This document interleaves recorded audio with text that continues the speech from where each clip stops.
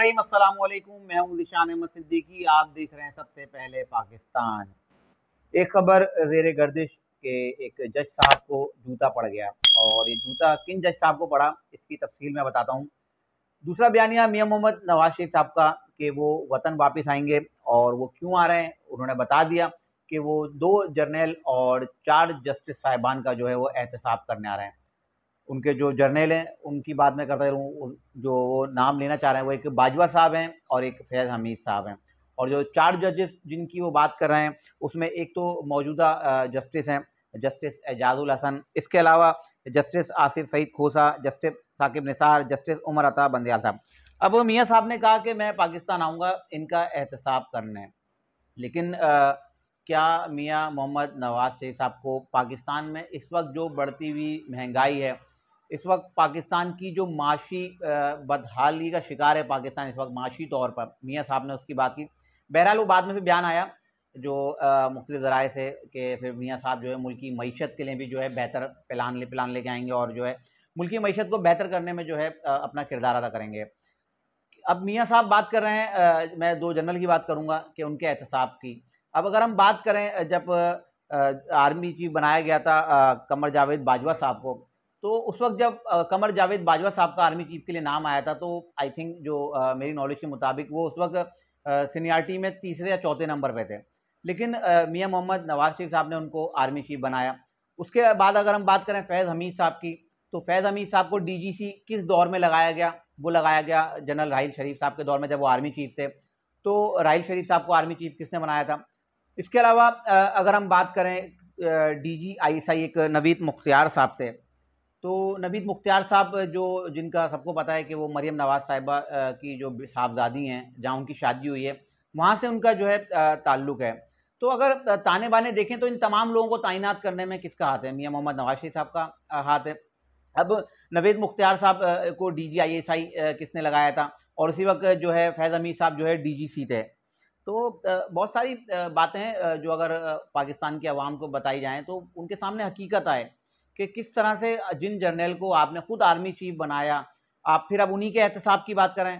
तो अब आप बात कर रहे हैं कमर जावेद बाजवा साहब की, जो साबिक आर्मी चीफ हैं, उनका एहतसाब अगर करने आ रहे हैं तो ये मुझे नहीं लगता कि आप जो है कमर जावेद बाजवा साहब का एहतसाब कर सकते हैं। क्योंकि अगर हम बात करें साबिक आर्मी चीफ जनरल मुशर्रफ साहब की, तो मुशर्रफ साहब का भी अब एहतसाब करने निकले थे, और मुशर्रफ साहब के खिलाफ एक फैसला भी आ गया था कि उनको जो है फांसी की सज़ा दिया है। लेकिन फ़ौज कभी भी जो है जो उनके सपा सालार हैं, भले वो साबिक हो जाएँ, लेकिन वो अपने घर पे कभी आँच नहीं आने देती। फ़ौजी अदालतों में वो अपना एहतसाब वो खुद करते हैं कोर्ट मार्शल के ज़रिए, और खुद ही वो जजमेंट देते हैं, खुद ही वो फैसले करते हैं।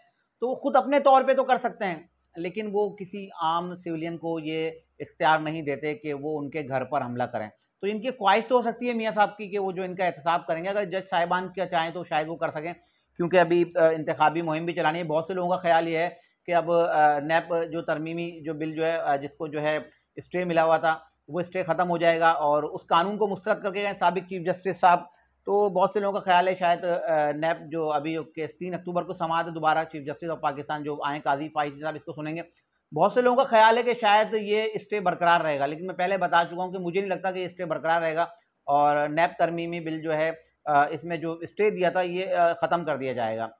और इस तरह से जो साबिक चीफ जस्टिस के दौर में जो जितने भी बेंचेस बनाए गए थे और फैसले दिए गए थे, वो तमाम के तमाम जो है ख़त्म हो जाएंगे। तो मियाँ नवाज शरीफ साहब के हवाले से बहुत से लोगों का यह ख्याल है कि इनके खिलाफ जो है केसेस बनेंगे। बहुत सारे लोगों के केसेस खुल भी गए, जिसमें आसिफ अली जरदारी साहब हैं, शर्जील मेमन हैं, और बहुत से लोग पेश भी हुए हैं। और इन केसेस को बाकायदा जो है अब जो इन केसेस में मतलूब लोग हैं उनको बुला भी लिया गया है। शर्जील मेमन भी पेश हुए हैं, उनके ऊपर भी अरबों रुपए की करप्शन है, वो भी गए। तो उन्होंने अपील की थी, लेकिन उनकी अपील जो है मुस्तरद कर दी गई। और इसके अलावा मियाँ साहब के हवाले से मैं बता रहा था कि मियाँ साहब को के लिए कोई मुश्किलात नहीं है। मियाँ साहब के लिए जो है रास्ता आसान है, और लोग ये समझ रहे हैं कि शायद अब मियाँ साहब अगर वतन वापस नहीं आते तो वो शायद इंतखाबी मुहिम भी नहीं चलाएंगे। अब बहरहाल ये तो कुछ दिनों में फैसला हो जाएगा कि मियाँ साहब अब 21 अक्टूबर को आ रहे हैं या नहीं आ रहे। बहुत से ज़राए से ये खबर है कि शायद मियाँ साहब ने जो है अपना जो 21 तारीख का जो टिकट था उसको जो है कैंसिल करवा दिया है। अब मैं बात कर रहा था कि अब जब इंतखाबी मुहिम चलेगी, अब इंतखाबी मुहिम के दौरान अब ज़ाहिर-सी बात है इन्होंने जो है जो मेन जो इनको टारगेट करना है वो इन्होंने करना है जो मुख्तलिफ ज़राए से हमारे पास जो खबर जस्टिस एजाजुल हसन को करना है। क्योंकि जब पता चलता है ना बहुत से लोग इस्टेब्लिशमेंट में होते हैं और इदारों में होते हैं सरकारी, जिनके पास जो है इन सब जगहों तक पहुंचने की अप्रोचेस होती हैं, तो उनके पास बहुत सी ऐसी चीज़ें होती हैं, और जब वो देखते हैं कि हुकूमत में कौन सी जमात आने वाली है, कौन लोग इक़्तिदार में आने वाले, उनको चीज़ें प्रोवाइड करते हैं। तो मैं पहले बता चुका हूँ कि लगता ये है कि आगे चल के मुस्लिम लीग नून की हुकूमत आएगी, तो मुस्लिम लीग नून के लोगों को बहुत सी चीज़ें प्रोवाइड कर दी गई हैं, और जब ये इंतखाबी मुहिम चलाएंगे, जल्द से जुलूस होंगे, तो उसमें लगता है कि शायद ही वो तमाम चीज़ें दिखाएं, जैसा कि पहले वीडियो स्कैंडल्स आए और काफ़ी चीज़ें आई हैं, तस्वीरें आई हैं। हो सकता है इस तरह के कुछ स्कैंडल्स ये लोग मंजर आम पर लेकर आएँ, क्योंकि और तो कुछ नहीं है, यही चीज़ें। और नवाज शरीफ साहब का ये बयान कि मैं जो 6 लोगों का एहतसाब करूँगा, तो मुझे तो नहीं लगता कि एहतसाब होगा, ये सिर्फ किरदारकशी हो सकती है, क्योंकि एहतसाब नहीं कर सकते मियाँ साहब। मियाँ साहब का इख्तियार नहीं है, या तो उनके पास बयानिया नहीं है, क्योंकि इस वक्त महंगाई सबके सामने है, क्योंकि दूसरा कोई बयानिया ला नहीं सकते ना, सिर्फ एक बयानिया है जिसमें शायद वो सोच रहे हैं शायद मैं आवाम में जाके पजीराई हासिल कर लूँ कि मुझे किस तरह से जो है मेरे को घर भेजा गया, मेरी हुकूमत ख़त्म की गई। तो ये एक बयानिया हो सकता है, लेकिन इन लोगों का एहतसाब मुझे नज़र होता हुआ नहीं आता। इसके अलावा बात कर रहा था कि एक जज साहब की जो है खबर चल रही थी कि क्योंकि एक नई तैनाती हुई हाल ही में चीफ जस्टिस ऑफ पाकिस्तान की, तो एक जज साहब के हवाले से खबर चली कि उनको जूता मार दिया गया। ये है खबर जो है कराची की एक मुकामी अदालत की है, और ये मामला है मॉडल क्रिमिनल कोर्ट का ज़िला वस्ती के एडिशनल डिस्ट्रिक्ट एंड सेशन जज अब्दुल अजीज़ लाशारी केस की समाअत कर रहे थे। तो इनका जो मुल्जिम था वो मंशियात का आदी था, उसने एक जूता मारा है इनकी तरफ, और वो जूता जो वहाँ ज़रा है उनसे पता चला कि वो जूता उनको लगा नहीं, उनके कान के पास से होता हुआ पीछे निकल गया। तो वो जूता तो उनको लगा, उसमें फिर ज़ाहिर सी बात एक बयानिया बनाने की कोशिश की उस मुल्ज़िम ने, कहा मुझे सज़ा दे दें आप।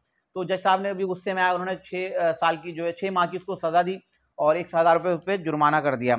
इसके अलावा दूसरा एक वाक़या वो लाहौर का है। लाहौर में भी जो कचहरी में, ज़िला कचहरी में जो मार कुटाई, 2 मुल्ज़िमान को लाए थे, कत्ल के मुल्ज़िमान थे। उनका नाम था सुलेमान और उस्मान। उन पे उनके मुखालफिन ने जो है और उनके वुकला ने जो है तशद्दुद किया।